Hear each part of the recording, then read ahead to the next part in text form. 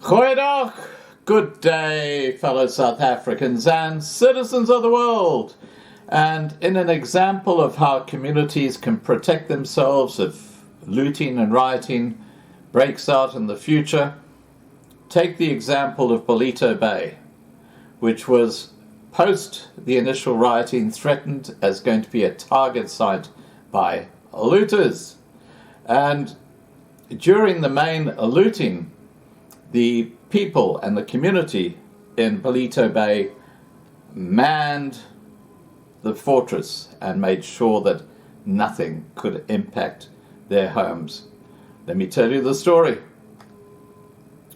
Last week, large parts of KwaZulu-Natal were devastated by looting and vandalism, but Ballito Bay was mostly spared because of the tremendous action by residents of the holiday town. Former Sunday Times editor and publisher Brian Pottinger shared the experience, which showed how a community stood together when the police and state failed to protect them. Now, one of the people who fell a victim of this was none other than Dr. Peter Munns, who will be meeting on Sunday night.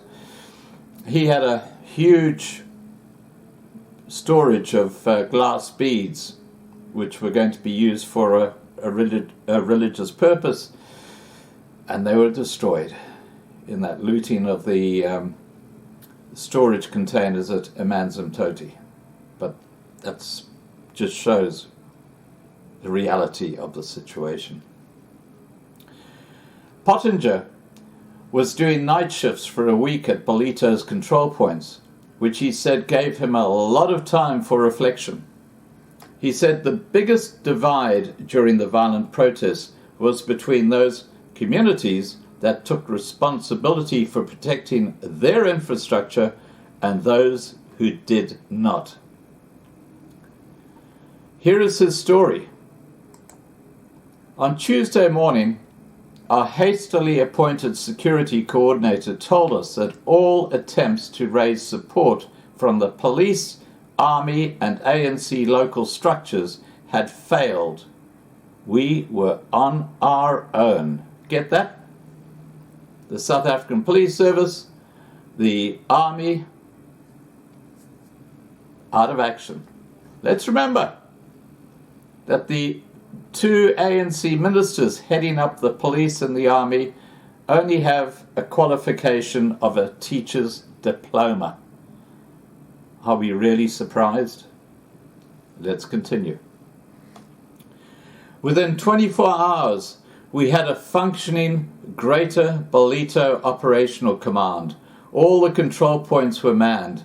Illegally armed teams were on patrol. A first-class communication system operating through a mobile phone app was in place, and drones with infrared cameras were in the air. Pickets protected the mobile phone towers, electrical substations and water points. The next day, stickers were issued to emergency and security personnel to facilitate their movements. By day 3, armed convoys were bringing in essential food, medicines and fuel. When supplies did come through, citizens lined up for hours in orderly lines to buy their 20 items from the supermarkets and ran 300 worths of fuel. No panic, no moaning, and certainly no expectation anybody was going to help us. The line was held for the 6 days the state went AWOL, or absent without official leave, until we squarely address the critical moral decay in some of our communities that saw so many otherwise perfectly well set up people prefer to join the looters rather than the barricaders. We can make no progress. Talk of poverty is a diversion, and Ramaphosa's worthy pronouncement and irrelevance. Now you'll note the reference to the South African Police Service being completely missing in action. Well, let's hear what the Police Minister, Bheki Cele, has to say about what happened at Phoenix and who did the looting. This is quite extraordinary and a load of crap. But this again is when you've got a teacher's diploma, you've got an IQ of about 55, and that's been a little bit generous. This is what happens when you've got such a man leading the South African Police Service at this time. Let's listen to what Bheki Cele had to say. Through Phoenix, if you go to Kennedy, as people were looting and coming back with their looting, they were stopped, and their loot was looted by those people that were minding roadblocks. So they were looting the loot. So the very same people, they did not go to loot, but they looted from the looter. So it's a situation. Fuck them up!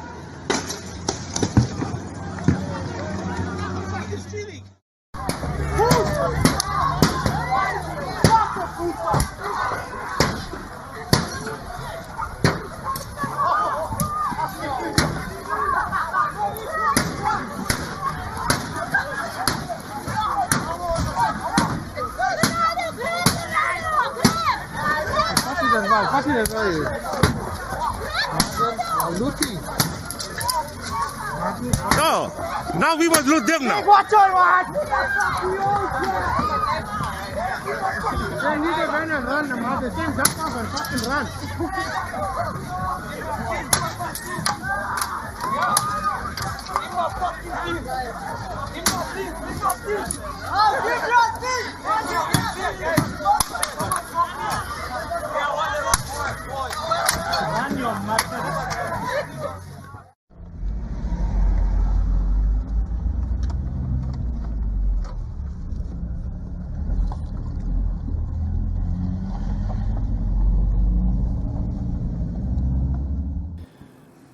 What can I say about that? The North Coast Courier reported 4 days ago that the swift action from the Ballito community meant infrastructure remains intact from Ballito through to Salt Rock. Mags Vesterhoff of the Greater Ballito Operations Committee told the newspaper that the checkpoints were still needed to protect the areas. It is our continued presence at our key entry points that has kept any criminal element at bay thus far, Westerhoff said. But we are by no means out of the woods. So, what happens? Unbelievably, this is according to Dean McPherson, unbelievably, I am told that the KwaZulu-Natal government premier, Cele Zikalala, arrived in Ballito and instructed communities to withdraw from their checkpoints and take them down. Quite rightfully, they refused and responded by flooding people and cars to the bridge. Suffice to say, he has run off. Well, why are we surprised? I'm going to show you a video of people on the bridge that he's talking about here. And please understand that the people who are running the government in South Africa are idiots. Okay, they are absolute losers, they're idiots. They don't have the qualifications to do what they're doing, and this is why there is so much shit hitting the fan in South Africa. Let's have a look at that video.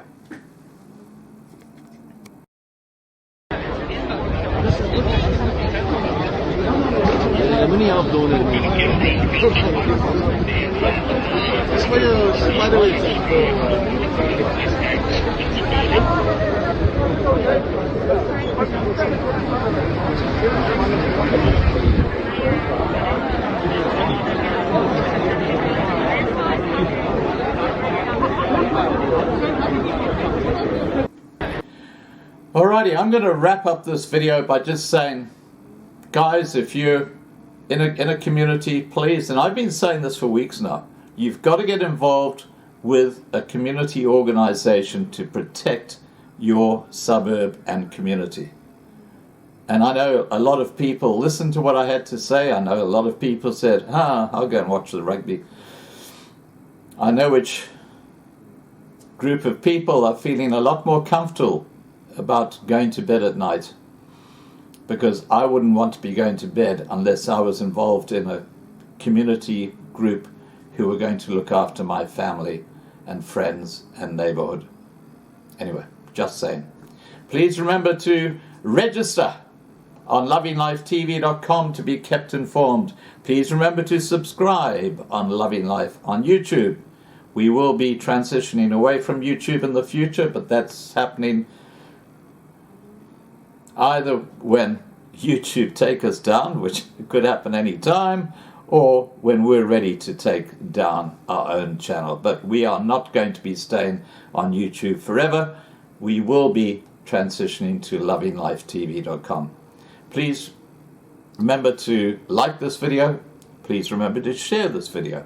And above all, please stay safe. Bye for now.